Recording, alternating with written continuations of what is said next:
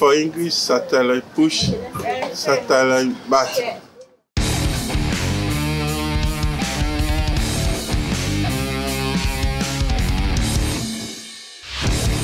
Hallo zu einer neuen Reptil-TV-Folge. Mein Intro-Tierchen für euch, eine Kornatter, aber keine ganz normale, wie ihr hier seht, sondern eine Scaleless Kornatter. Ganz provokanter Einstieg. Ich weiß, Scaleless ist schwer diskutiert. Zum einen, also auch in Terrarianerkreisen oder in unseren Kreisen diskutiert, aber auch politisch oder auf Veterinär- oder Amtsveterinärseite diskutiert. Ne? Es gibt oder mittlerweile zum Beispiel auf Messen sind die Scaleless zum Beispiel verboten oder eben von Veterinärseite sind die oder werden Listen vorbereitet, welche Terrarientiere man nicht züchten soll. Da gehören die Scaleless Reptilien, also Scaleless generell dazu. Scaleless Kornatter hat ja Bauchbeschuppung, wie ihr hier sehen könnt. Häuten sich völlig normal, kriechen völlig normal, fressen völlig normal. Ich bin mal auf eure Meinung gespannt. Sollte man Scaleless Kornatter verbieten? Wenn ja, wieso?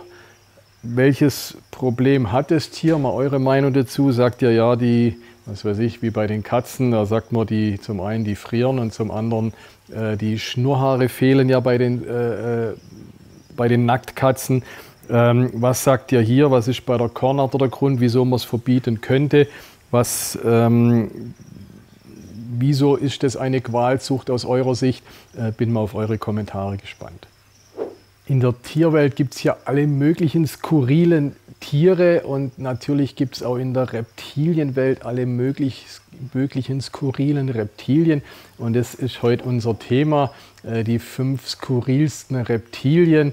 Ein interessantes Thema, wo ich jetzt da selber ein wenig am Recherchieren war, sind mir ein paar Sachen wieder, wo ich dachte, ja, das ist ja echt irre oder sowas. Darum geht es jetzt in der heutigen Folge. Steigen wir ein mit der Kragenechse, ein Tier, was man als Terrarianer sowieso kennt, aber was auch viele Nicht-Terrarianer kennen, weil es bei Werbung, bei allem Möglichen verwendet wird. Wir haben schon Reptil-TV-Folgen über Kragenechsen gemacht, blenden wir euch unten ein. Durch das Kragenaufstellen, dieses Drohgebaren sind sie natürlich echt cool. Ne? Das hat irgendwas von, was weiß ich, Jurassic Park oder irgendwie witzig. Sie sind ja völlig harmlos, können auch nicht wahnsinnig beißen oder irgendwas. Also eine Kragenechse ist wirklich so ein, wie soll man sagen, so ein schüchternes, unscheinbares Tier, das halt einfach probiert, mit seinem Kragen zu imponieren, wenn er den so aufstellt. In der Terroristik machen sie es ja leider immer weniger und weniger, weil die, also wenn ihr es als Terrarientier habt, weil das natürlich ein Abwehrverhalten ist und wenn die euch als Pfleger kennen, dann haben sie das ja gar nicht mehr nötig, hier wahnsinnig einen auf dicke Hose zu machen. Ich finde sie lässig und deswegen meine Nummer 5 bei den skurrilsten Reptilien.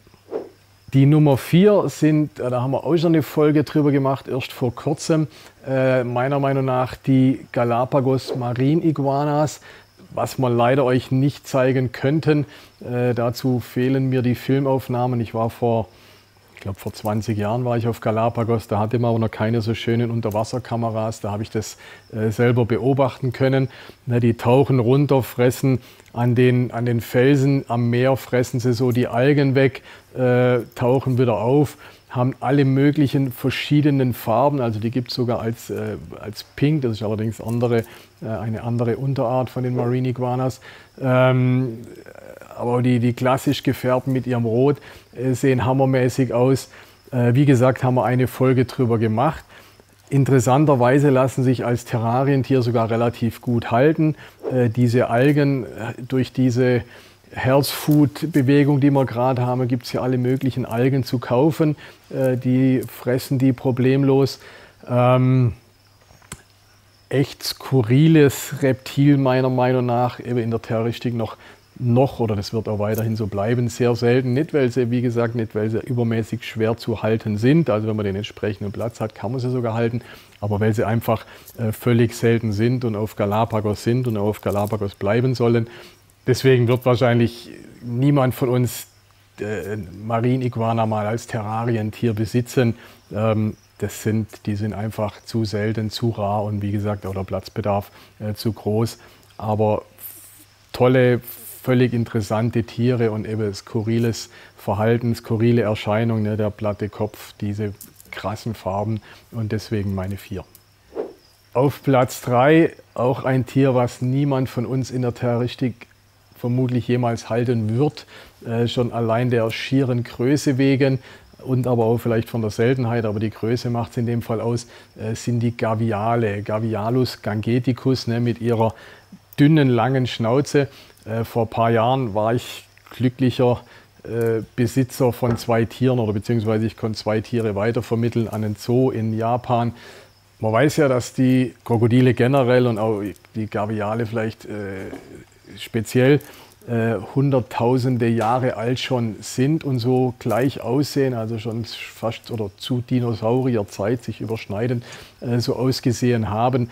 Diese lange, dünne Schnauze, wo man sich denkt, was kann man denn damit anfangen? Was man damit anfangen kann, ist, dass man ein super Fischfänger ist. Ne? Hätten die wahrscheinlich so einen massigen, wuchtigen Kopf, wie jetzt ein Nilkrokodil oder sowas, dann wären die ja gar nicht so flexibel. Ne? Aber diese dünne, lange Schnauze, könnte ich mir vorstellen, ist natürlich auch perfekt dazu da, wie so eine Pinzette irgendwelche Fische aus dem Wasser zu angeln. Was echt auch interessant ist, man denkt, naja, das dünne, spitze Mäulchen, ach, wenn das beißt, das tut ja gar nicht sonderlich weh. Es tut weh wie verrückt. Ne? Also wo ich damals die hatte, ein bisschen Unachtsamkeit, bin ich auch mal gebissen worden. Diese scharfen Zähne und auch diese Beißkraft, wo auf diesem Kiefer ist, ne? Das ist ja das, man denkt ja, das dünne Ding, das kann gar nicht arge Beißkraft haben, aber die haben echt ordentlich Beißkraft. Tut wirklich mordsmäßig weh. Also falls ihr irgendwo mal einen seht, lasst euch nicht beißen, es schmerzt fürchterlich. Beziehungsweise beim größeren Tier denke ich, die tun so einen Finger wahrscheinlich dann auch abbeißen oder so. Also nicht beißen lassen. Echt skurrile Tiere, ich finde sie obercool und deswegen der Platz 3.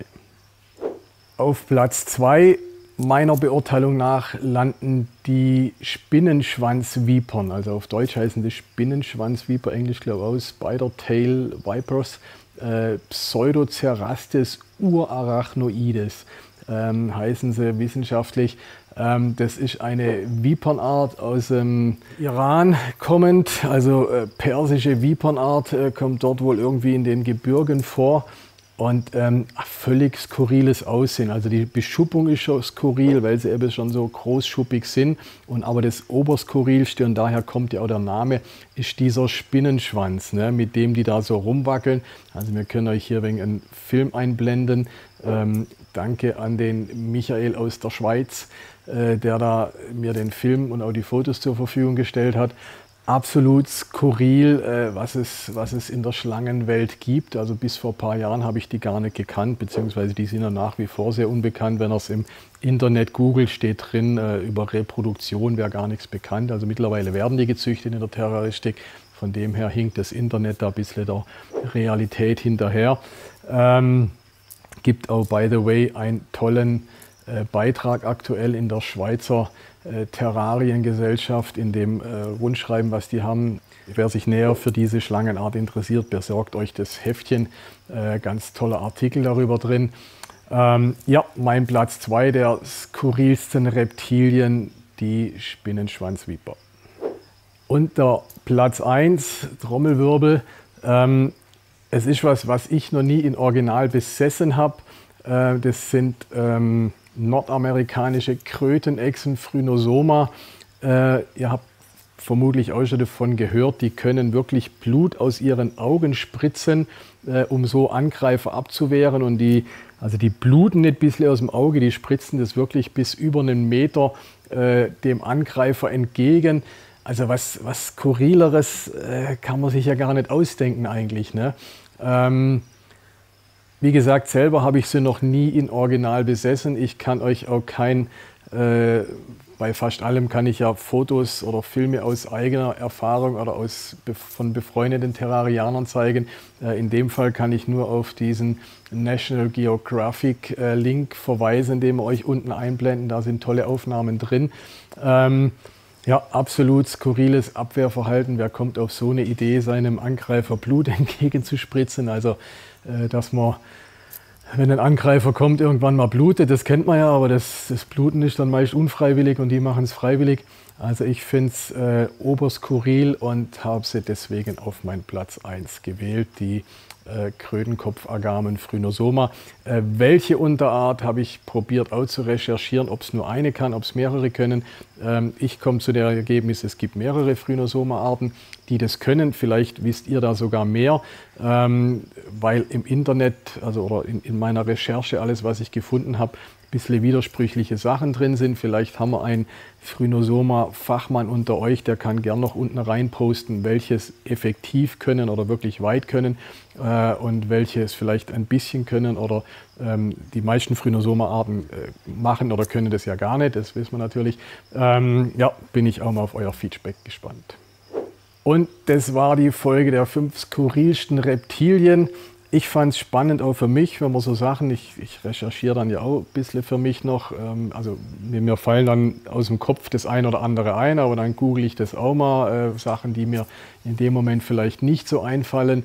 Ich muss sagen, die Phrynosoma zum Beispiel sind mir auch erst beim Googlen wieder eingefallen, gedacht, ah ja klar, das habe ich ja oder das kennt man ja oder weiß man ja. Ja, mir hat es Spaß gemacht, ich bin auf euch gespannt, Daumen hoch, wenn es euch gefallen hat und Kommentare habe ich euch schon gefragt. Channel abonnieren, dann wisst ihr immer Bescheid über irgendwelche skurrilen, kuriosen, tollen Dinge. Ja, bleibt mir treu und checkt my balls, beziehungsweise checkt allgemein die Reptilien, weil sie einfach eigentlich fast alle so skurril sind, dass sie Spaß machen.